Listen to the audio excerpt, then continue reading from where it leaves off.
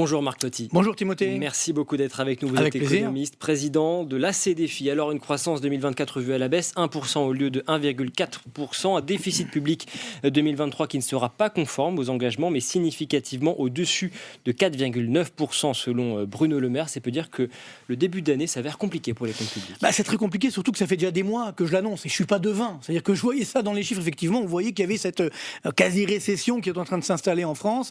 Et Bruno Le Maire a voulu, à coûte que coûte, tenir ce 1,4% de croissance. C'était une illusion ?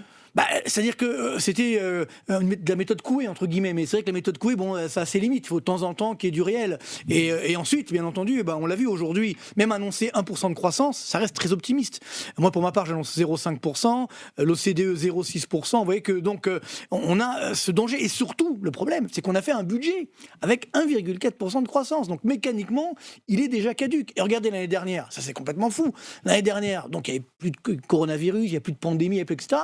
Et le déficit public a augmenté. On est quasiment sur un record historique. Comment cela se fait-il ? C'est ça le danger, c'est ça qui est assez incroyable. J'irai même plus loin. Comme il y a eu de l'inflation, donc les recettes de TVA ont mécaniquement augmenté. Donc ça aurait dû réduire ce déficit. Et pourtant, il est quasiment, on est à peu près, alors uniquement sur l'État, on est à peu près à 174 milliards de déficit. Donc c'est quasiment un record historique. Et là, on a eu le chiffre du mois de janvier, là, le début d'année. Là, pour le coup, c'est un vrai record historique. On est à quasiment 25 milliards sur un seul mois. Un seul mois. Et on n'a jamais vu ça, même pendant le coronavirus. Et c'est pourquoi il va falloir faire des économies. Alors il y a tout juste 3 semaines, Bruno Le Maire annonçait déjà un plan d'économie, 10 milliards d'euros pour 2024. Cette semaine, on apprend qu'il va falloir trouver à nouveau 20 milliards pour 2025. D'abord, pourquoi est-il nécessaire, urgent de faire un plan d'économie ? C'est tout simple, on gagne moins, donc on doit dépenser moins. Moi, je pense que c'est plus compliqué que ça. C'est-à-dire qu'il y a clairement aujourd'hui, Bruno Le Maire, il avoue effectivement son échec, il avoue que la croissance n'est pas là, et on le voit, le chômage commence déjà à augmenter, donc ça va être de plus en plus dramatique. Et surtout, faut savoir que pendant des années, on a donc augmenté la dette publique. Vous savez que depuis 2020, la dette publique française a augmenté de quasiment 750 milliards d'euros. Si on se rend compte de la somme, c'est complètement fou. Et surtout, sur la même période, le PIB français, donc la richesse qu'on crée en France, augmenté de l'inflation, n'a augmenté que de 350 milliards. On met 750, on récupère 350. Il manque 400 milliards. Donc ça, évidemment, ça commence à faire défaut. Mais à la rigueur, jusqu'à encore quelques années, ça coûtait rien. Parce que les taux d'intérêt de la dette publique étaient à zéro. Maintenant qu'ils commencent à augmenter, et là, c'est les chiffres même de Bercy qui nous le donnent, dès cette année, on aura une charge d'intérêt de la dette, d'ailleurs comme l'année dernière, d'environ 50 milliards d'euros. Et d'ici 2025, tenez-vous bien, 75 milliards d'euros par an, juste pour payer les intérêts de la dette. C'est ça l'enjeu majeur, l'enjeu principal, ce que redoute Bercy, c'est la hausse des taux d'intérêt pour rembourser notre dette. Ça, c'est le premier point, parce que souvent, moi j'ai entendu, ça fait des années que je dis attention, arrêtez d'augmenter la dette publique. Alors c'est vrai qu'au mois de mars 2020, en pleine pandémie, on croyait que c'était la fin du monde, donc pourquoi pas. Mais moi, dès 2021, on voyait que heureusement c'était plus la fin du monde, il fallait arrêter. J'ai pas arrêté de militer justement. Et on me disait non, ne vous inquiétez pas, tout va bien, les taux d'intérêt n'augmenteront jamais, la BCE finance avec la planche à billets, on risque rien. Et voilà où nous en sommes aujourd'hui. Donc là, on arrive à la fin effectivement de ce système, et surtout, ça continue d'augmenter. Et alors il y a un deuxième point important.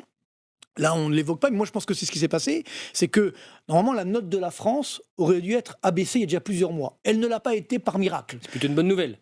C'est une bonne nouvelle, sauf qu'encore une fois, ce qu'on appelle un aléa moral.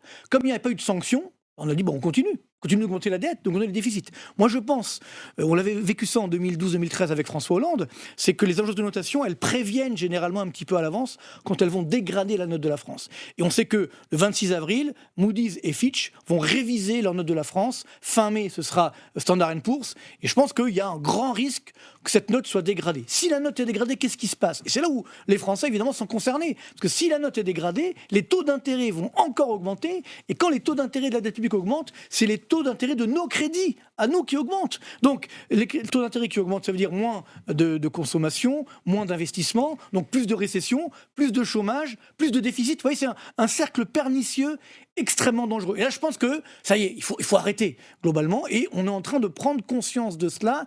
C'est quand même dommage, c'est-à-dire qu'on aurait pu le faire bien avant. Mais c'est là qu'il y a un paradoxe, Marc Totti, parce que vous parlez des Français. Un sondage Odoxa Backbone Consulting publié dans le Figaro aujourd'hui révèle que la dette et les déficits arrivent en 12e position des préoccupations des Français, loin derrière les questions de pouvoir d'achat, de sécurité, d'immigration, d'environnement. Comment cela se fait ? La question de la dette, c'est quelque chose qui n'intéresse pas les Français. Mais non, c'est-à-dire qu'en fait, la dette, encore une fois, on n'a pas arrêté de dire la dette, on la payera pas, vous inquiétez pas, c'est pas grave. Donc les Français l'ont cru. Regardez les fameux PGE, vous savez, les prêts garantis par l'État.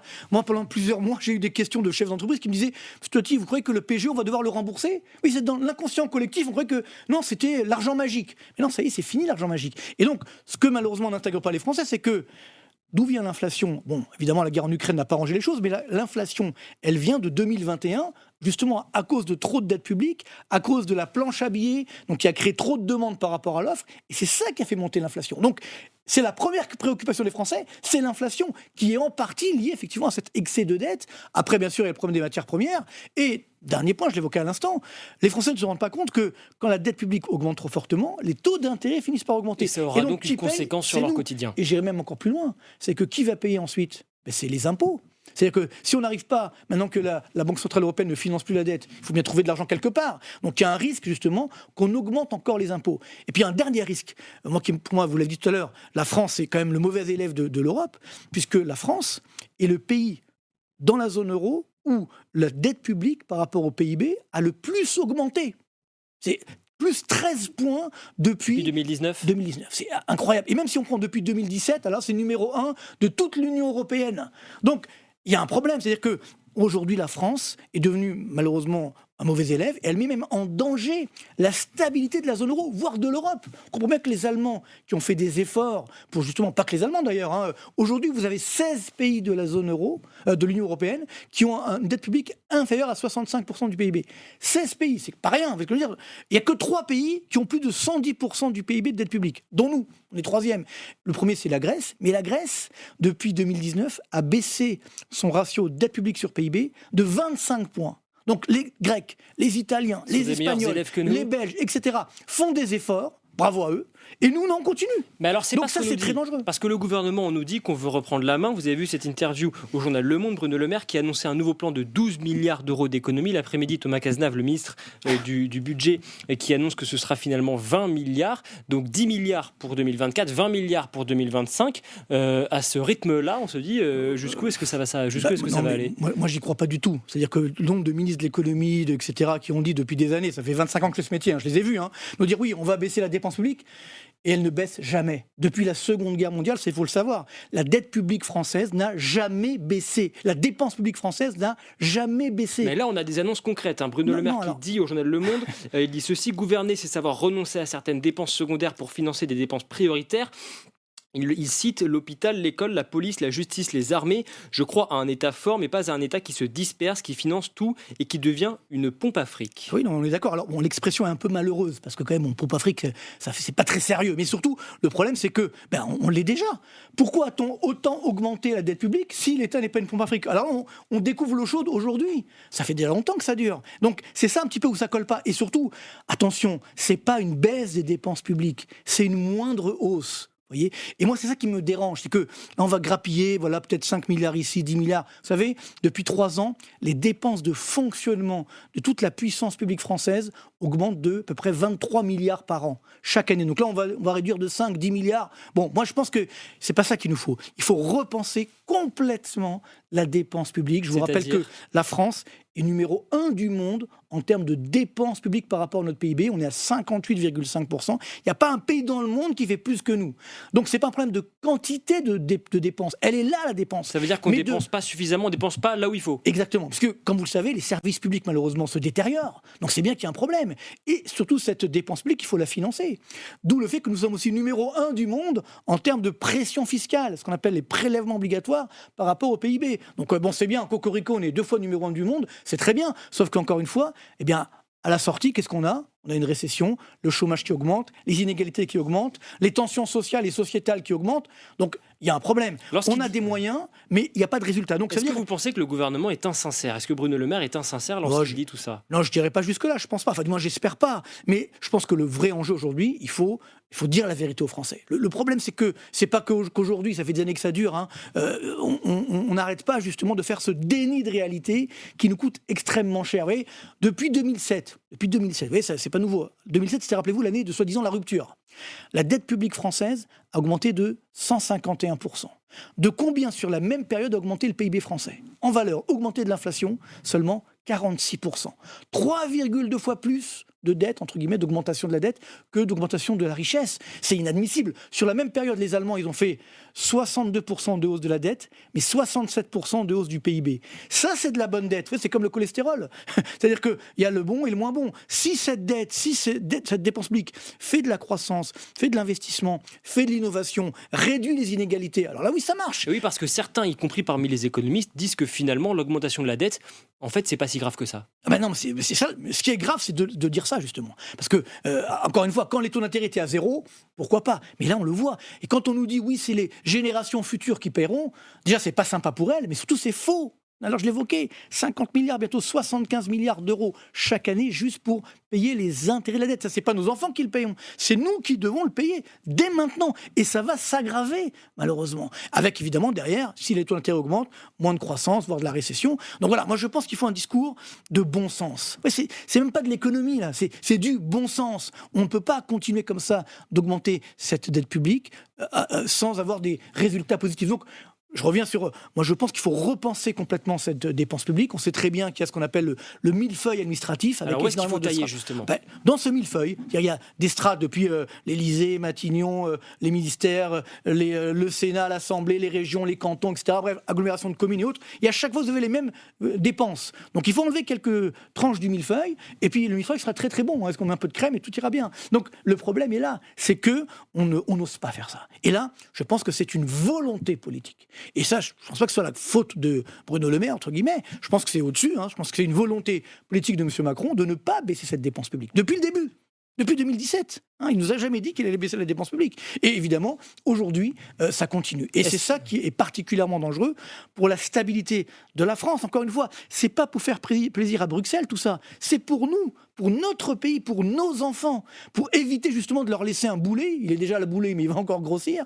Et ça, ce n'est pas de la responsabilité. Est-ce que ça veut dire qu'on a eu tort d'accorder toutes ces mesures de soutien pendant la crise Covid, pendant la crise des agriculteurs, pendant la crise des gilets jaunes également? Alors, attends, globalement, il faut bien voir que la dépense publique, c'est très bien, si elle est bien allouée. On l'a bien vu pendant, effectivement, le coronavirus, on a lâché à tout le monde et à n'importe qui. Moyennant quoi, alors qu'on a eu la plus grave récession de l'histoire de France, il n'y a jamais eu aussi peu de faillites d'entreprises. Sauf que maintenant, on a l'effet boomerang, c'est qu'aujourd'hui où nous parlons, les défaillances d'entreprises, hors micro-entreprises, sont sur des sommets depuis 2010. Donc ce qu'on n'a pas voulu payer, on a voulu cacher la réalité pendant quelques années, on le paye aujourd'hui. C'est ça le drame. On finit toujours par payer les erreurs et surtout ce déni de réalité. Donc moi je pense qu'il fallait mieux allouer effectivement ces aides. Et puis il faut arrêter. Encore une fois, quand on a une crise, on veut plus se faire mal aujourd'hui. Donc on dit voilà, on dépense et puis tout ira bien. Non, ça marche pas comme ça. Il faut avoir aujourd'hui une vraie dynamique, une vraie, des dépenses publiques efficaces, notamment par exemple sur l'innovation. Vous vous rendez compte que la France a raté les 3 dernières révolutions technologiques. Et là, on nous parle de l'IA, etc. Je vois pas comment on va devenir leader demain, vous comprenez?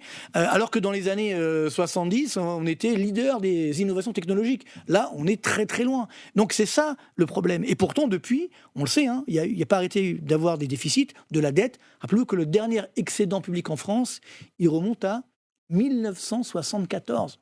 Vous vous rendez compte? Ça fait 50 ans en France que nous n'avons pas eu d'équilibre budgétaire. Que des déficits. Aucun pays, même les États-Unis, ils ne peuvent pas tenir normalement et pourtant ils ont le dollar. Parce qu'eux aussi, ils font pire que nous. Ça passe nécessairement par une cure d'austérité. Et Bruno Le Maire lui parle d'un frein d'urgence. Non, moi je ne pense pas du tout. Vous savez, le problème de l'austérité, c'est qu'il faut... ça fait peur, évidemment, et globalement, ça va créer des tensions, bien entendu. C'est pour ça que le ministre de l'économie parle d'un frein d'urgence et non pas d'austérité. C'est pareil, c'est encore pire un frein d'urgence. Parce que si vous conduisez, que vous mettez le frein à main, ça fait mal la voiture, vous avez l'accident. Non, je pense qu'aujourd'hui, il faut... Encore une fois, repenser cette dépense publique. Il y a beaucoup de gaspillage. Il n'y a qu'à lire le rapport de la Cour des comptes chaque année depuis des années et on voit l'ampleur des gaspillages qui sont là. Donc il faut repenser encore une fois ce fonctionnement de l'État. Je pense que d'ailleurs Bruno Le Maire il en a un petit peu parlé, mais pas assez. Et à ce moment-là, encore une fois, la dépense publique, c'est important. On a besoin. C'est ce qu'on appelle le modèle français. Vous voyez, mais à la rigueur, quand on a une dette publique qui flambe, beaucoup de dépenses publiques, vous savez que la France est numéro 1 en termes de dépenses sociales par rapport à notre PIB, c'est 32%. On serait en droit d'attendre une économie française florissante, avec justement une croissance forte, le plein emploi qu'on annonce. Or là, le chômage est en train d'augmenter, la baisse des inégalités, etc. Et malheureusement, ce n'est pas le cas. Donc, moi, je suis pour la dépense publique, mais une dépense efficace. Donc, faire du saupoudrage, faire du rabotage, etc., ça n'arrivera pas à grand-chose, d'autant qu'à mon avis, vous verrez dans un an, on se reverra certainement, peut-être, j'espère, avant d'ici là. Avec des meilleurs chiffres, on espère. Ben non, mais je pense que la la dépense publique aura augmenté dans un an, vous verrez, parce que on veut enlever 10 milliards d'un côté, puis on va rajouter 15 milliards de l'autre. Donc à la fin, il y aura un solde positif. Donc c'est ça le problème, c'est qu'on a cette dépense. Vous savez comment ça fonctionne. Une fois qu'elle est votée, on ne revient jamais en arrière. Et c'est ça qui est particulièrement douloureux. Merci beaucoup. Le rendez-vous est pris. En tout cas, on se retrouve dans un an. Merci beaucoup. J'espère avant quand même. J'espère avant, avec grand plaisir. Avec des bonnes nouvelles aussi, disons-le. Allez, Espérons-le. Merci beaucoup. Avec plaisir. Marc Toiti, économiste, président de l'ACDFI. Je précise qu'on retrouve régulièrement vos tribunes dans les pages du Figaro. On vous retrouve également sur votre chaîne YouTube où vous êtes très actif. Merci beaucoup. Merci à vous. Pour votre présence aujourd'hui.